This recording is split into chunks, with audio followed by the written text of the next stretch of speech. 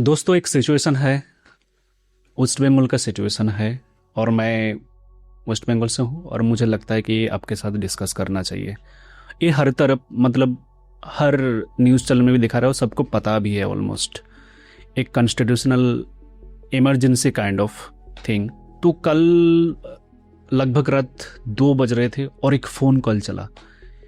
Phone के एक तरफ थे कोलकाता हाई कोर्ट की चीफ जस्टिस सुजॉय पॉल और दूसरी तरफ थे chief justice of India Suryakant. खबर ऐसे थे जुडिशरी सिस्टम की होश उड़ गई। मैं डिस्कस करूंगा आपके साथ। I wanted to really make this video in Bengali, but मेरा एक दोस्त बोल रहा है हिंदी में कंटिन्यू करने के लिए, क्योंकि मैं कुछ दिनों से हिंदी में ये वीडियोस बना रहा हूँ। तो आप पहले ये वीडियो देख लो, then will discuss. Please communicate it to register, sir. Our pilot is no more there. Our pilot car has suffered accident due to these hurdles. Our pilot is no more there. He has suffered accident due to the hurdles of bamboos and the hurdles and the bricks. We are traveling alone. High Court, take care of my children. West Bengal के मालदा जिला SIR के काम चल रहा था और 7 जजेस को एक भीड़ के द्वारा और एक बीडीओ ऑफिस में ही बंधक बना ले गया, जहां पुलिस को एक दीवार बन के खड़ा होना चाहिए था। वहां पे 9 घंटे तक अपने जुडिशरी सिस्टम को बंधक बनाया गया।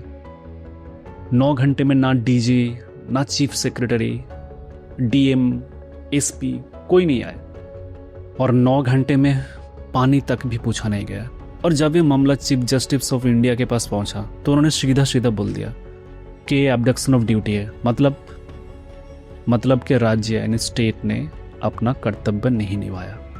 उसके साथ ही साथ उन्होंने इसको हाईली डिप्लोरेबल भी बोला है। मतलब राज्य ने पूरी तरीके से असफल रहे हैं टू हैंडल दिस सिचुएशन। और सुप्रीम कोर्ट के ऑब्जर्वेशन के बाद ये केस सीधा सीधा एनआईए को क्यों सौंप दिया गया? क्योंकि सुप्रीम कोर्ट का ये कहना है कि this is not about law and order. ये सिर्फ लॉ एंड ऑर्डर नहीं है, ये उससे भी बढ़कर है। This is about internal security, national security का मैटर है, इंटरनल डिस्टर्बेंस का मैटर है, और जिसमें सीधा सीधा 355 लगता है, आर्टिकल 355। यस, आप सही सोच रहे हो। एक कॉन्स्टिट्यूशनल लैडर है, कॉन्स्टिट्यूशनल एस्केलेशन लैडर है to reach 356। So without being वायस टू एनी साइड, आप कुछ भी पार्टी का हो, जो भी है, फ्लैग को साइड में रखो। आप थोड़ा सा इसको संविधान की लेंस से देखो। तो इसको कहा जाता है कॉन्स्टिट्यूशनल वैक्यूम, और इससे ही 356 का ग्राउंड सेट कर दिया गया। जहाँ स्टेट फेल हो जाता है और आर्टिकल 355 लगता है तो वहाँ पे केंद्र सीधा इंटरवीन कर सकता है। और 356 मतलब राष्ट्रपति शासन। 356 लगने के लिए 3 क्राइटेरियाज होता है। पहला, कॉन्स्टिट्यूशन मिशनरी कोलैप्स हो जाना। तो सेंटर का जो कहना है ये मालदा की घटना उसी के प्रमाण है। दूसरा है इलेक्शन इंटीग्रिटी कॉम्प्रोमाइज होना।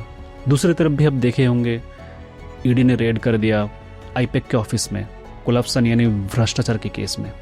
और तीसरा है 355, जहाँ पे एनआईए आ गया, 355 सीधा सीधा लग गया। तो देखो नैरेटिव भी पूरी तरीके से बिल्ड हो गया और जो पॉइंट्स या फिर फाइंडिंग्स की बात है इसके हिसाब से केंद्र ने 356 लगाएगा ही लगाएगा।